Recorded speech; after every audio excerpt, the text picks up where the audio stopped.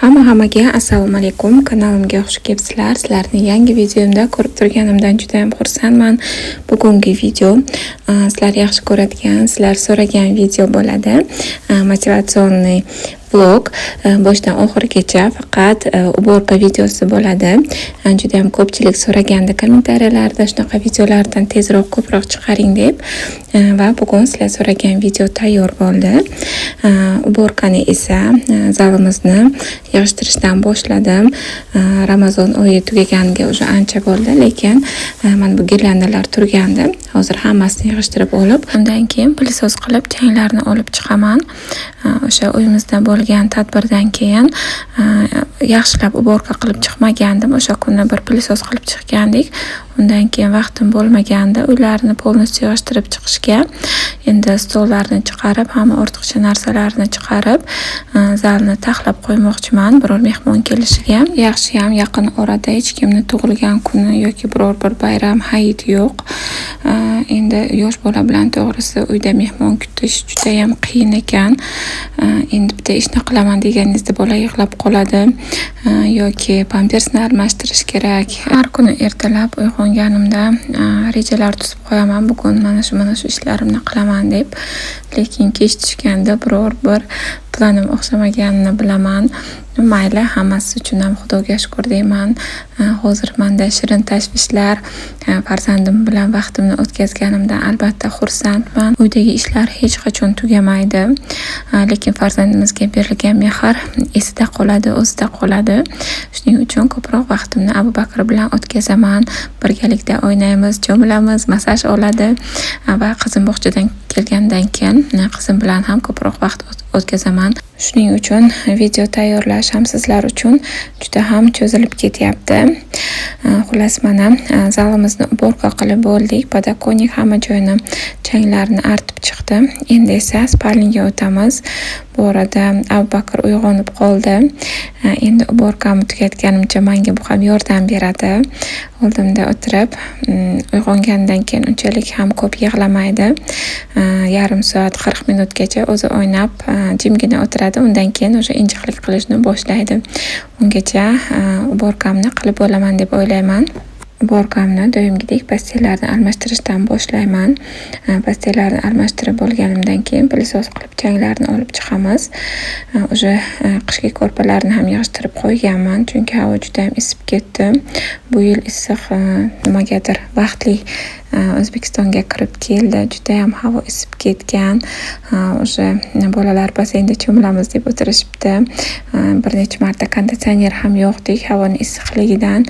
Lekin yosh bolaga konditsioner albatta zararli. Shuning uchun podvalni uborka qilib, o'sha yerga joy taxlab, Abu Bakr bilan kunduzi issiqda o'sha podvalda o'tirmoqchimiz. Podvalimizni ham chiroyli qilib o'tgan yil remont qilib bergandilar. Avvalgi videolarda, o'tgan videolarda ko'rishlaringiz mumkin. Chiroyli qilib taxlab qo'yganlar. Gilam solib, ko'rpachalar qilib o'sha yerda o'tirsak bo'ladi. Bitta stolni ham o'sha yerga tushirib qo'yib, bemalol podvalda o'tirib ovqatlansak ham bo'ladi.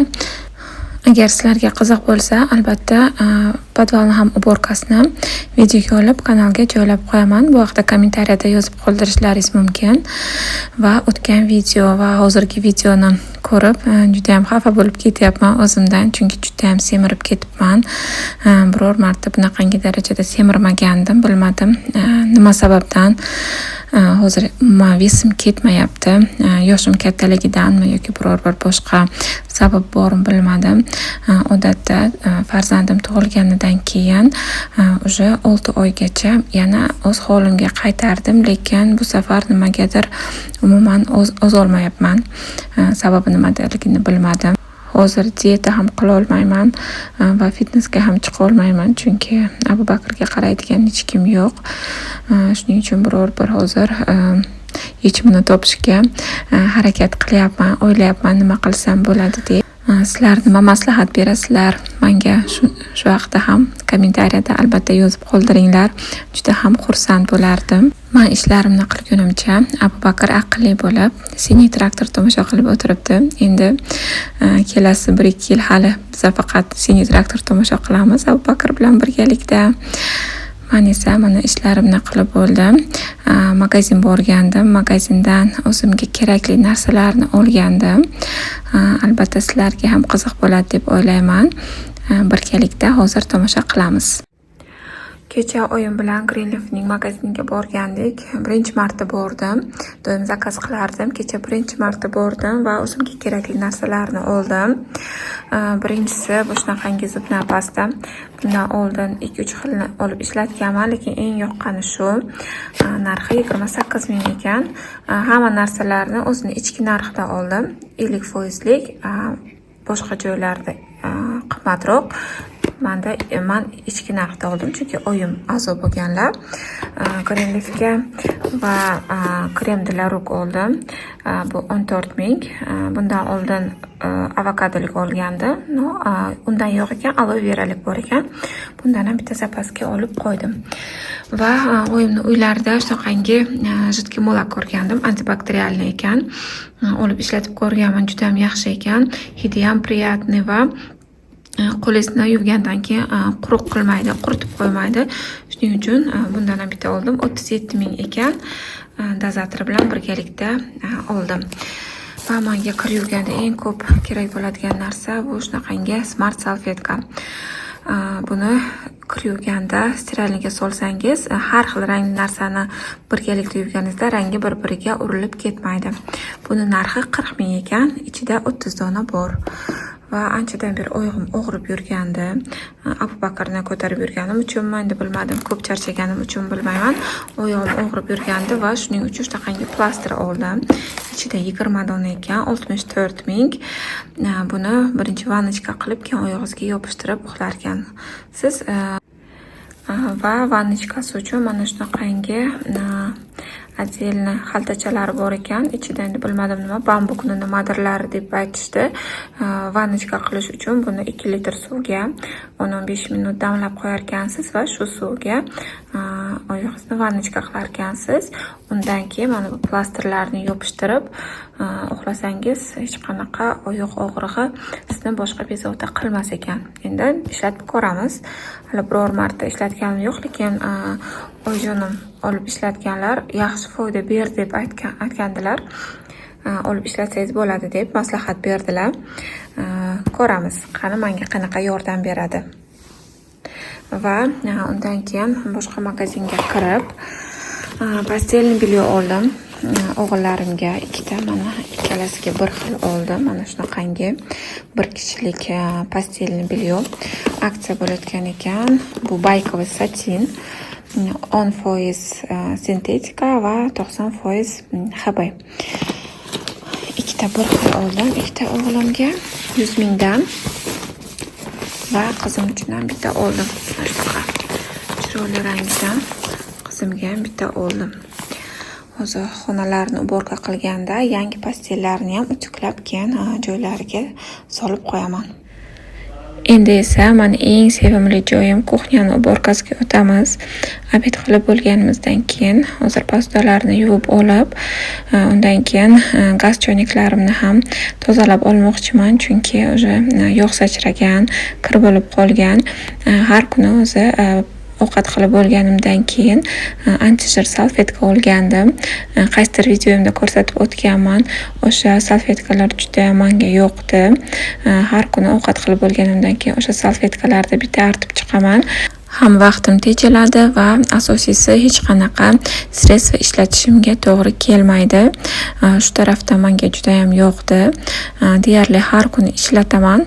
O'sha salfetkalarni hech qanaqa yog' izi qolmaydi.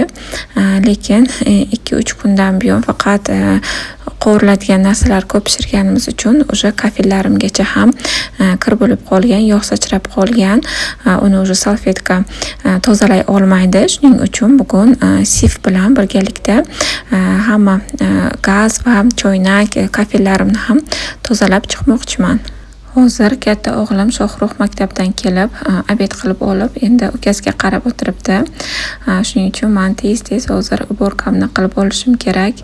To'g'risi Abu Bakr meni yana ham chaqqonroq ish qilishimga hozir o'rgatib qo'ygan, chunki ishimni tez-tez qilib olmasam, keyin o'sha chala qolib ketadi. Bir yig'lab qolsa agar, o'sha ishlarim chala qolib ketadi. Shuning uchun hamma ishlarimni tez-tez qilishga o'rganib qoldim. Uborkani har kun ham qilishga vaqtim bo'lmaydi, chunki har kuni kir yuvish bor bizada.